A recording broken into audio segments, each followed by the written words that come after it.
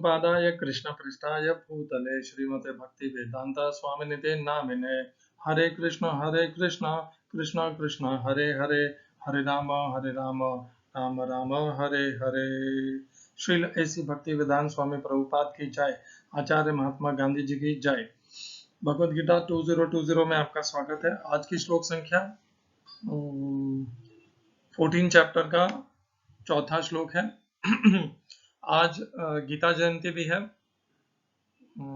ये तीसरी गीता जयंती है जो भगवद गीता 2020 की चर्चा के मध्य में आई है। भगवान से प्रार्थना है कि अगली गीता जयंती आए 2023 में, उसके पहले भगवद गीता 2020 के 18 अध्याय की चर्चा समाप्त हो जाए। हरे कृष्णा। पुनर्कथन कर लेते हैं श्लोक की। मम योनिर्महद् ब्रह्म तस्मिन् गर्भं दधाम्यहं संभवत् सर्वभूतानां ततो भवति भारत। भगवान ने मम योनि अर्थात मेरी ही योनि अर्थात कह सकते हैं गर्भ धारण करने की जो स्थान होता है उसे योनि कहते हैं। मम योनि जन्म स्रोत जिसे प्रभुपाद ने अनुवाद में लिखा है, और गर्भ धारण करने की जो जगह होती है जहां से जन्म होता है उसे योनि कहा जाता है। मम योनि, भगवान ने कहा मेरी ही योनि है। ये नहीं कहा कि ये महत ब्रह्म जो है मेरे से भिन्न है, यह मेरी ही योनि है। तस्मिन गर्भम ददाम्यम, और उसमें मैं ही गर्भ उसमें स्थापित करता हूँ। ददाम्य, ददामी अर्थात देता हूँ अर्थात स्थापित करता हूँ। महत ब्रह्म अर्थात प्रकृति, यह पूरा संसार भगवान की प्रकृति से उत्पन्न हुआ है। संभव सर्वभूतानां ततो भवति भारत। हमने इस श्लोक को जोड़ा था 9वें अध्याय के 10वें श्लोक से, जहां पर भगवान कहते हैं 9वें अध्याय के 10वें श्लोक में, मया अध्यक्षेण प्रकृति ही सूयते सचराचरम हेतु नानेन कौन्तेय जगद्विपरिवर्तते। तो हमने कल इसकी पहली पंक्ति पर बहुत ध्यान केंद्रित किया था और भूल से दूसरी पंक्ति जो भी उतनी ही महत्वपूर्ण है उस पर ध्यान छूट गया था। तो पहली पंक्ति में भगवान कहते हैं मया अध्यक्षेण, मेरी अध्यक्षता में, मेरे नियंत्रण में। मया अध्यक्षेण प्रकृति ही, प्रकृति भगवान की मूल प्रकृति, जिसे 14वें अध्याय के 3 श्लोक में महत ब्रह्म कहा गया है। सूयते, सूयते अर्थात जन्म देती है या विसर्ग करती है। चराचरम, वहां पर चर और अचर दोनों का भगवान ने वर्णन किया है। 14वें अध्याय के 3 श्लोक में भगवान ने केवल भूता नाम अर्थात चरों के, चर के लिए कहा है, वहां पर चराचर दोनों के लिए कहा है। दूसरी पंक्ति में भगवान कहते हैं हेतु नाने न कौन्तेय, और कोई कारण ही नहीं है इस जगत को परिवर्तते अर्थात इस जगत के उत्पत्ति और वृद्धि का। तो जब और कोई कारण नहीं है तो इसका अर्थ यह होता है कि महत ब्रह्म और प्रकृति भिन्न भिन्न नहीं हो सकते, क्योंकि दूसरा कारण ही नहीं। 9वें अध्याय के 10वें श्लोक में भगवान ने कहा मया अध्यक्षेण प्रकृति ही, तो प्रकृति एकमात्र कारण है। यदि प्रकृति एकमात्र कारण है तो 14वें अध्याय में 3 श्लोक में जब भगवान कहते हैं महत ब्रह्म, तो वह महत ब्रह्म प्रकृति के अन्यथा और कोई हो नहीं सकता। तो इससे हमें अच्छे से पुष्टि हो जाती है, प्रमाण हो जाता है, अधिकृत हो जाता है यह कि महत ब्रह्म और प्रकृति एक ही है, दोनों में कोई अंतर नहीं है। यह महत ब्रह्म परब्रह्म, परम ब्रह्म और परमात्मा से भिन्न है। यह ब्रह्म शब्द यहाँ पर परमात्मा या परब्रह्म का सूचक नहीं है, यह तो मूल प्रकृति के लिए प्रयोग में लिया गया है, क्योंकि उसके अन्यथा और कोई इस जगत की उत्पत्ति का और वृद्धि का कोई कारण नहीं है। कितना अच्छे से देखिए, संबंध जोड़ने से सारे संशय नष्ट हो जाते हैं और प्रमाण मिल जाता है, और बड़ी दृढ़ता से भगवान का दिया हुआ ज्ञान हमें प्राप्त हो जाता है, स्थिरता से हमारे भीतर समा जाता है। आज की श्लोक संख्या 14वें अध्याय का 4था श्लोक वह भी इस श्लोक से जुड़ा हुआ ही है।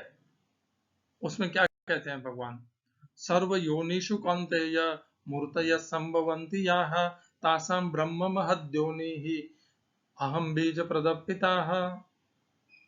तो भगवान ने पहली पंक्ति में हिंदी अनुवाद गीता यथारूप श्रील प्रभुपाद गीता, हे कुंती पुत्र तुम यह समझ लो कि समस्त प्रकार की जीव योनियां इस भौतिक प्रकृति में जन्म द्वारा संभव है और मैं उनका बीज प्रदाता पिता हूँ। English translation Gita as it is Swami Prabhupada.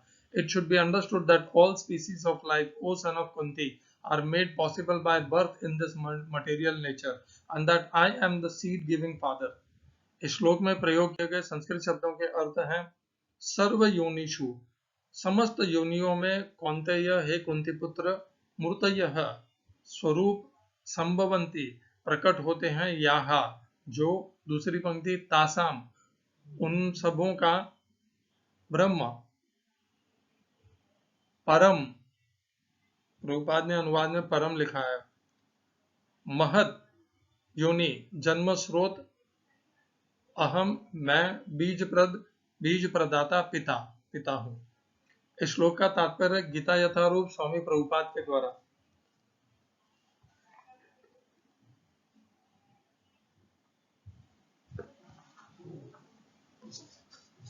इस श्लोक में स्पष्ट बताया गया है कि भगवान श्री कृष्ण समस्त जीवों के आदि पिता हैं।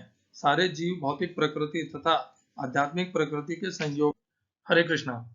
सर्व योनिषु, जितनी भी प्रकार की योनियां हैं, स्वामी रामसुख दास जी ने 4 प्रकार की प्रारंभिक माध्यम बताए, मैं पढ़ देता हूं आपको।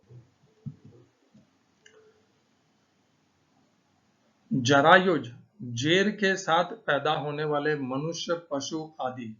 अंडज, अंडे से उत्पन्न होने वाले पक्षी, सर्प आदि। स्वेदज, पसीने से उत्पन्न होने वाले जूं, लीख आदि। और उद्भिज, पृथ्वी को फोड़कर उत्पन्न होने वाले वृक्ष, लता आदि। ऐसे 4 खानी अर्थात स्थान है।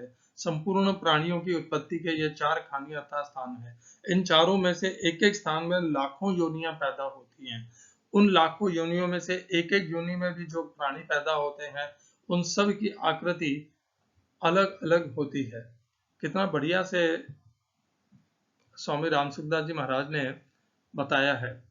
मुझे तो ये पता नहीं है ये जरायुज होते क्या है, ये जेर क्या होता है नहीं पता, अभी हिंदी इतनी आती नहीं है अच्छे से। तो 4 प्रकार से उत्पत्ति होती है और उन चारों स्थान में भी अनेकों प्रकार की योनियां हैं। जो जुड़वा बच्चे पैदा होते हैं, जुड़वा बच्चों की वैसे तो उनका मुख एकदम एक जैसा होता नहीं है। यदि मान भी लें कि एक जैसा है, कद काठी मुख सब कुछ एक जैसा है, तब भी उनका भाग्य एक जैसा नहीं होता। दोनों का भाग्य भिन्न भिन्न होता है। क्यों? उनका तो स्थान भी जन्म का एक है, एक ही माता है, जुड़वा है, एक ही समय पर लगभग पैदा हुए, थोड़ा सा समय का अंतर होगा, फिर भी उनके भाग्य में इतना अंतर आ जाता है। आपने यदि धूम 3 पिक्चर देखी होगी तो उसमें आमिर खान जुड़वा भाई होते हैं। एक भाई थोड़ा दबा हुआ होता है और एक अत्यंत समझदार होता है, तेज होता है। तो इस प्रकार जुड़वा होने के पश्चात भी दोनों में भेद होता है और संसार में भी हम ऐसा देखते हैं, जुड़वा होने पर भी भेद होता है। जब जुड़वा होने पर भेद होता है तो इतने जो प्रकार के भूत प्राणी हैं उनमें भेद होना, इतनी भिन्नता, इतनी विविधता, रूप, रंग, विचार, कद काठी मुख, बोलने का स्वभाव, बर्ताव, सब इतना भिन्न, यह इतनी विविधता, हम भगवान कृष्ण अनंत है, उनकी विविधता भी अनंत है। उनकी इस विविधता के कारण ही हमें विविध तरह के योनियां और उनसे विविध तरह के अंश उत्पन्न होते प्राप्त होते हैं, भूत उत्पन्न होते प्राप्त होते हैं। तो सर्व योनिषु, जितने भी प्रकार की योनियां हैं, उन सब में हे कुंती पुत्र मूर्तयः, जो भी स्वरूप अर्थात भिन्न भिन्न प्रकार के, 4 प्रकार के मतलब योनियां तो 84 लाख हैं, और उन 84 लाख योनियों में से आज मनुष्य केवल 800 करोड़ है। अन्य प्राणियों की गिनती तो ना तो वैज्ञानिकों के पास है और न किसी भी इस संसार में कोई भी ऐसा मनुष्य नहीं है जिसके पास समस्त प्राणियों की गिनती होगी। उन सब स्वरूपों में जितने भी उत्पत्ति हुई है, उन सब का तासाम, उन सब का ब्रह्म महद योनि ही। पिछले श्लोक में महद ब्रह्म लिखा था, इस श्लोक में भगवान ने आगे पीछे का परिवर्तित करके ब्रह्म महत कर दिया है। यहाँ पर भी ब्रह्म परम ब्रह्म नहीं है, वह महत ब्रह्म ही है। महत शब्द पीछे है, ब्रह्म शब्द आगे है। तो महत ब्रह्म अर्थात मूल प्रकृति तो योनि है, अर्थात जन्म का स्रोत है, गर्भ धारण करने का स्रोत है, और भगवान स्वयं को बीज प्रदान करने वाला पिता बताते हैं। बीज प्रदान करने वाला पिता कौन है? भगवान।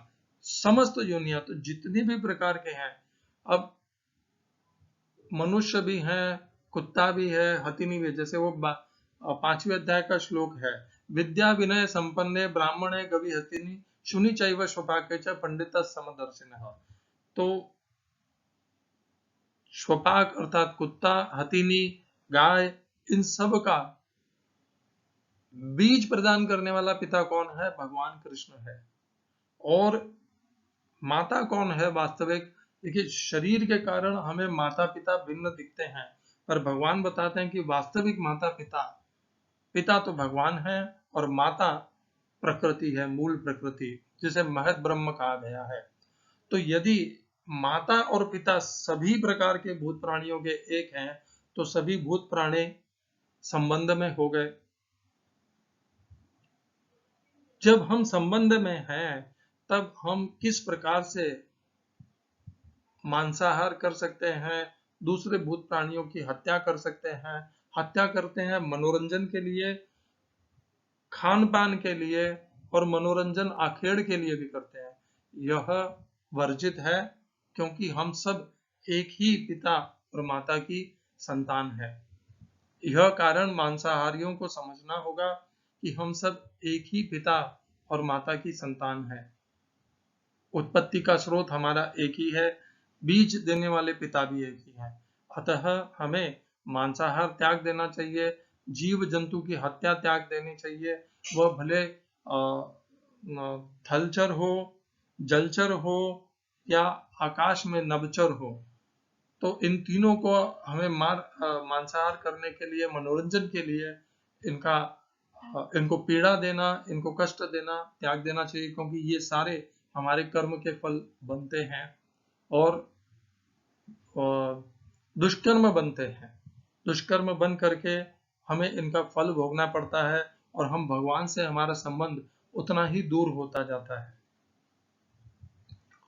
तो भगवान ने बताया कि महत ब्रह्म तो योनि है और मैं बीज प्रदप पिता हूं। इस श्लोक को हम 2 श्लोकों से और जोड़ेंगे। पहला श्लोक है 9वें अध्याय का 8वां श्लोक। भगवान कहते हैं, प्रकृतिं स्वामवष्टभ्य विसृजामि पुनः पुनः भूतग्राममिमं कृष्णम अवशं प्रकृतेर्वशात्। हिंदी अनुवाद है गीता यथारूप के द्वारा।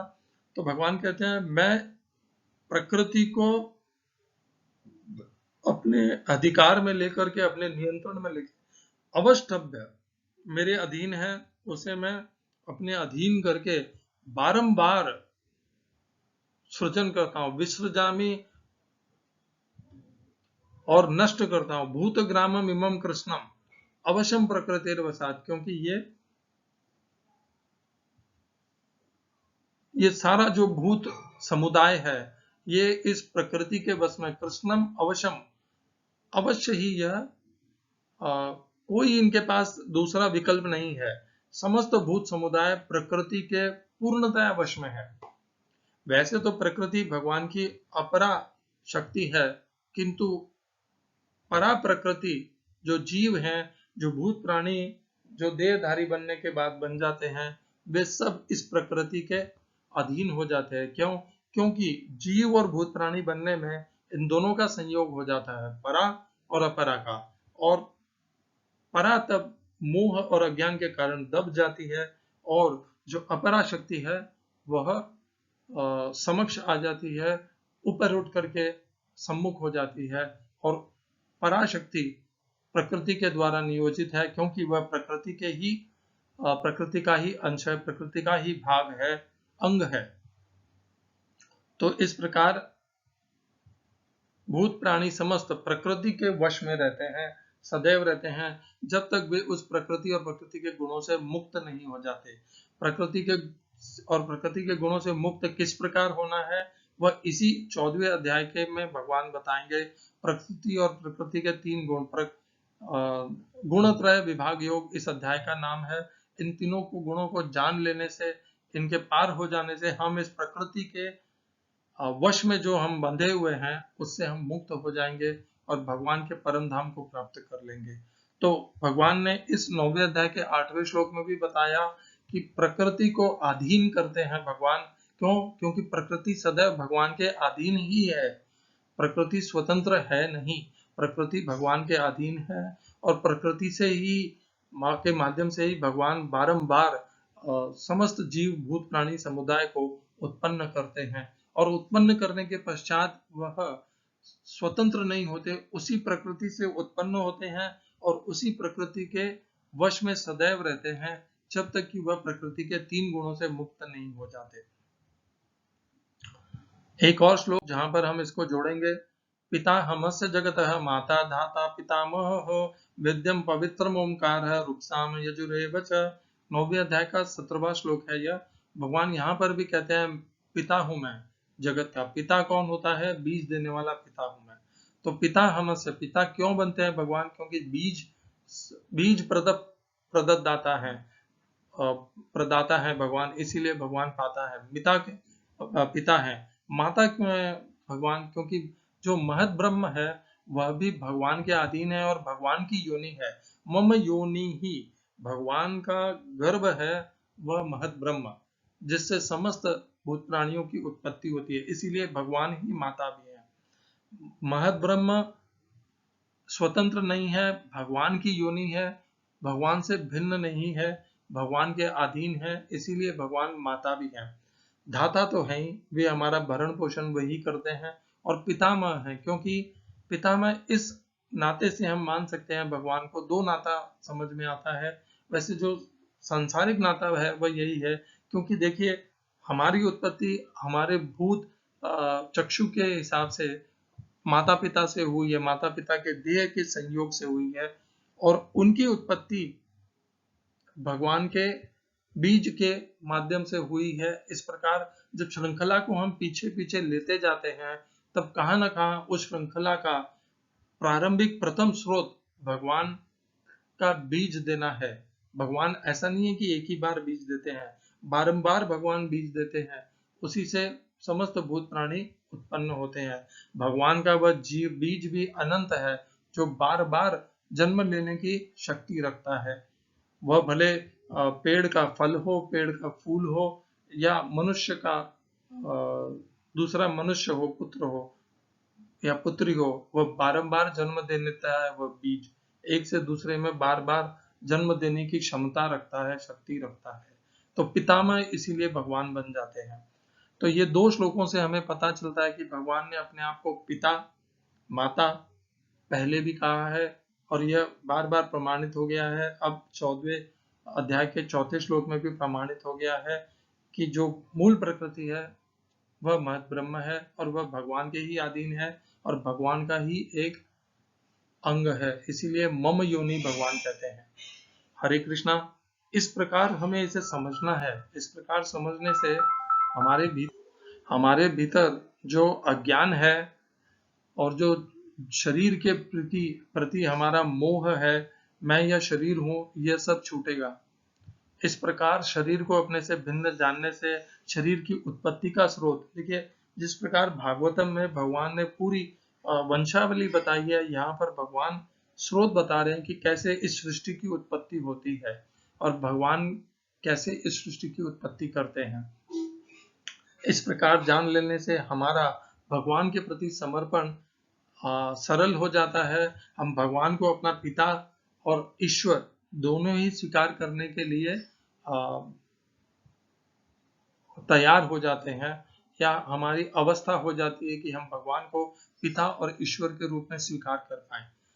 तो ये श्लोक उत्पत्ति के और कैसे हम इस शरीर से बनते हैं वह भगवान आगे बताएंगे।